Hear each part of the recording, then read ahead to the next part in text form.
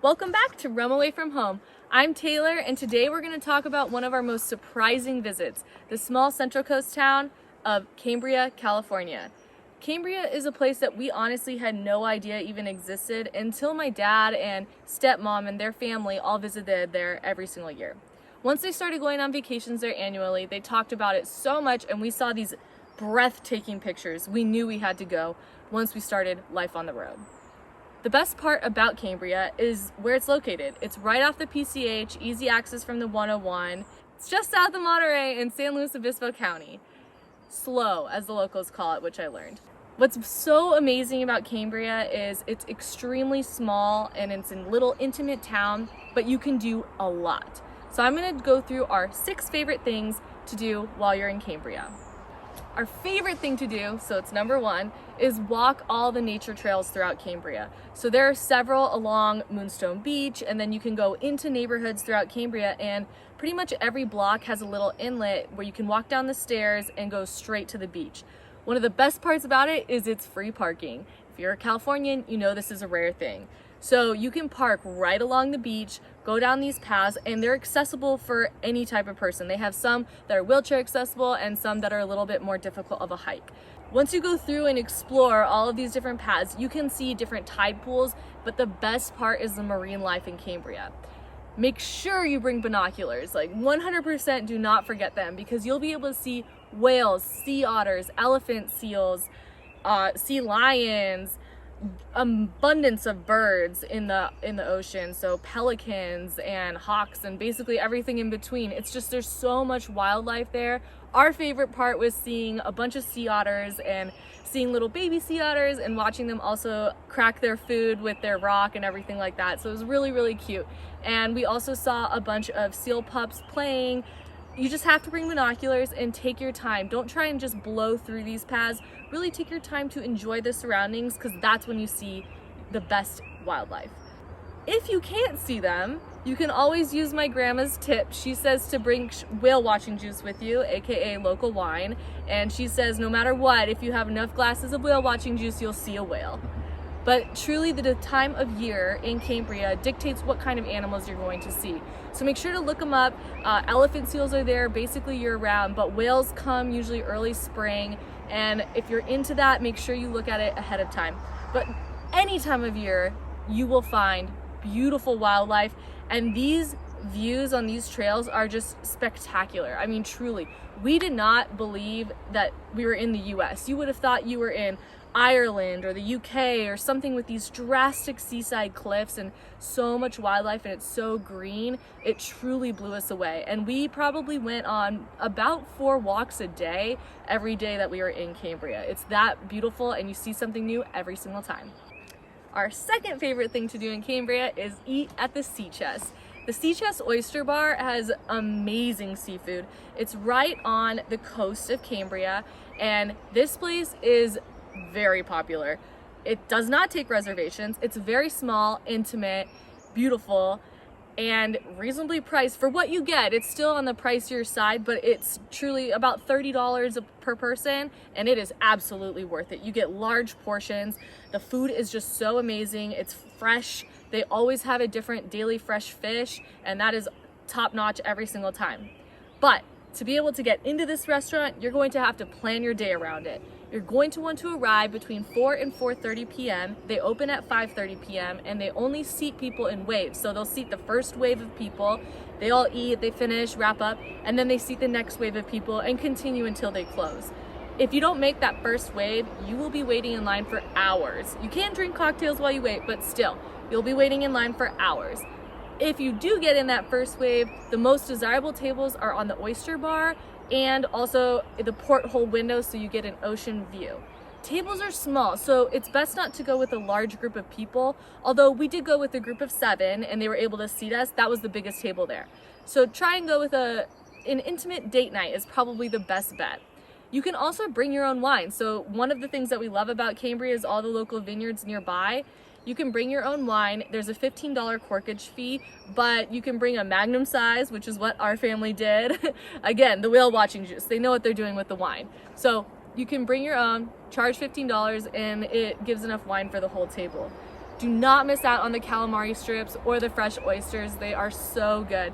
Each person at our table got something different, and each part of it was amazing. We actually also had someone that was vegan with us, and they were able to make her a customized vegan dish. So they really do accommodate every type of dietary restriction, but the food is amazing. If you just like food, you should go here. Absolutely. Our third thing to do in Cambria is actually just a little bit outside of Cambria, to go see the elephant seals. These elephant seals are massive, and they are all over the coast. So you drive up the Highway 1 towards San Simeon, and there are several turnouts to see elephant seals. If there are too many people in one spot, just keep driving and you'll go to the next spot, and there will be plenty of parking. And it's very RV friendly because you can easily pull in and pull back out. There's tons of parking there. What makes the elephant seals so unique is their size. So males can be up to 3,500 pounds, and their nose, that's what they're named elephant seal, is they have these big noses that look like kind of a mini elephant trunk. That's their name, elephant seals. Now, these guys are massive and territorial, so you absolutely don't want to go close to them and go off trail because they will fight back. When you look along the coast, it is amazing to truly see the sheer number of elephant seals. I mean, they're right next to each other, stacked up basically on top of each other. I mean, truly, they do lay on top of each other, and it's as far as you can see. Now, our favorite part was to go find a little cove near where they all lay, and we were able to see moms teaching their little pups how to swim and hunt, and it was super cute, and we stayed there for at least an hour just watching them play. It was so adorable. But be careful, because there are snakes on the trail, and there are little rodents that will come after you if you have food. But you can truly just stay, enjoy it. It's a great experience for kids, adults, basically anyone, because there are just so many seals. You can focus on one and look for another and see what they're all doing, and they're just really cute to watch and huge. Our fourth favorite thing to do in Cambria is San Simeon Bay hike. Now, this is just past the elephant seals, so if you already are going to see the elephant seals, you just go a little bit farther north and then you'll hit the San Simeon Bay hike. You want to park on the beach parking, which is free again, so again, amazing. You park at the beach parking, and then you walk down to the beach and take a right away from the pier. Then you'll see the trailhead entrance on your right side. It's a steep dirt trail. It's the only steep part of the hike. The rest is pretty easy, but you go up this little steep part, and then the views are amazing. As you're hiking through this hike, you're surrounded by these tall trees everywhere and beautiful vegetation and wildlife, but you also get a view of the ocean, of the bay, and this bay is just beautiful. It is bright blue waters, and basically as far as the eye can see, you see the pier, you see everything. It's really, really pretty. We actually saw dolphins the first day that we did it, so you can see a lot from this hike because you go up that little steep part and then it flattens out. As you continue going, there are trails throughout the entire hike. So you can take a path going closer to the cliffs, you can take a path going closer to the point. It really depends on what you want to do and how long you want to make this hike. Now, some of the paths get a little hairy. One of the times we actually took a path along the edge of the cliff. It was so windy that day that we had to actually turn around because we were afraid we'd get blown off the side of the cliff. So use caution, but these views are amazing. And when I say there's a different view around every corner, I really, really mean it. So you could see these drastic cliffs, and they look totally different than the Cambria cliffs that you would see when you're staying there. So it's worth the hike. And then you turn around and you see this never-ending bright blue ocean, and then you turn the other way and you see just wildlife and wildflowers as far as you can see. So it's truly an awesome hike. We loved it so much. We did it 2 days in a row, and it's not that bad. It takes about an hour, so you're able to use it as a road trip stop. Even if you just want to stop by the side for just an hour, do it. If you want to make the day last longer, you can also actually enjoy wine down at the Hearst Winery after your hike, and we did this as well, and it was a great way to just wrap up the day. If you want directions to this hike specifically, then check out the link to the blog below. We actually link to the directions and where you're supposed to park and everything like that. So check that out, or just head in the direction. It's really not that hard to find, and it's absolutely worth it. To this day, it is one of our favorite hikes because it's so accessible and the views were just amazing. Our fifth favorite thing to do in Cambria is to really stop and smell the roses. And we mean this literally. Stop and see all the different flowers that there are in the area. Because it's on the coast and because it has a mild temperament, not too hot, not too cold, amazing flowers grow. I mean, the flowers were bigger than Ziggy and Ditto. They were just huge flowers. And so we recommend parking somewhere in the neighborhoods and being able to actually walk through the neighborhoods to see all the different wildflowers.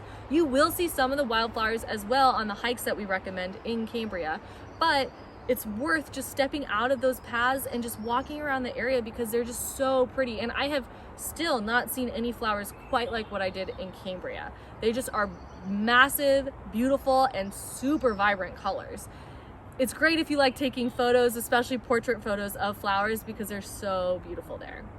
Okay, our sixth and last fun thing to do while you're in Cambria is actually takes you outside of Cambria to Paso Robles. This area is Central Coast wine country in California, and it totally is booming. Back in the day, in the 80s, there were only fewer than 30 vineyards in the area that were open to the public for tasting. Now there are more than 300.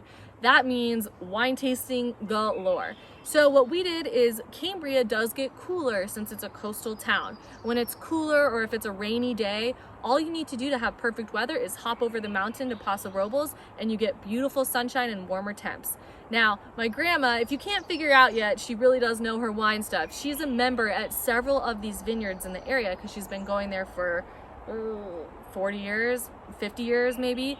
And actually probably longer than that, but truly she's been going there for so long that she's became a member, and it's totally worth it if you're going to go there even just once a year. But what you can do is go to all these different vineyards. Each one is totally unique, and they have wine tastings. They usually have live music, spectacular views, and different events. So look up an event ahead of time because they often have delicious brunches. If you don't want to drive back to Cambria after that, and you are an RV owner, then you absolutely need to get on Harvest Host. We're gonna put a link to Harvest Host to get you 15% off below, so you can click on that if you're not a member yet. But the best part about being a Harvest Host member is that you don't have to have a designated driver. You just stay there at the vineyard, do all your wine tastings, and then walk into your RV and just have a great night's sleep. We did this and we loved Tobin James specifically is one that we did because it was very unique and that was a Western theme. It brought us back home to Texas, you know. When you're a Harvest Host guest, it's also really cool because they usually teach you a lot about the wine. Before we had ever been to Cambria, Mike had never been to a vineyard. So while we were there, we ended up going to 4 different vineyards in 5 days to really get the experience. And I would say each one was completely unique and different price points as well, so you can always look those up ahead of time. But the food at each one was amazing. That was surprising to us. We had some of the best food that we've ever had. We're at these different vineyards. Now, when we went to Paso Robles to go to all these different vineyards, we went in April, and it was perfect weather in terms of the sunshine and the temperatures, but none of the grapes were fully ripe. So if you wanted to see fully ripe grapes, you're going to want to go in fall, more September, October time. But either way, it's beautiful, and they'll still have plenty of wine for you, even if the grapes aren't ripe yet. Those are our 6 favorite things to do in Cambria, but there is even more to do once you're there. If you want to stay there, they have plenty of Airbnbs that you can rent, that kind of hospitality. They also have a lot of boondocking available along the road that leads to Paso Robles if you're in an RV. So you can stay there, boondock, again, Harvest Host, something like that. But if you've never heard of Cambria, I will tell you the saying that got stuck in my head about 5 years ago when my dad started really pushing for us to go. You'll know if you came to Cambria because you came to Cambria. But the way that it sounds, you came to Cambria, now I say, I get it, I came to Cambria. I mean, truly, once you go there, you don't forget it because it's so beautiful. It's easy, free parking. You can just explore everything at your own pace in a really nice way. And I hope that this has changed your mind and you need to go to Central Coast, Cambria, California. Ziggy and Ditto, say hi. Good boys.